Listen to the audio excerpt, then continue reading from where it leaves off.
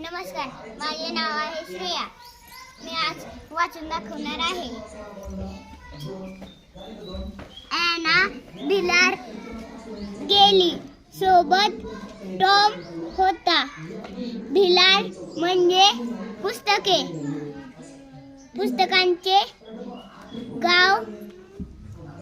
गावात होती पुस्तके, पुस्तकेच ॲनाने एक पुस्तक घेतले. पुस्तकात खूप गोष्टी होत्या, छान चित्रे होती.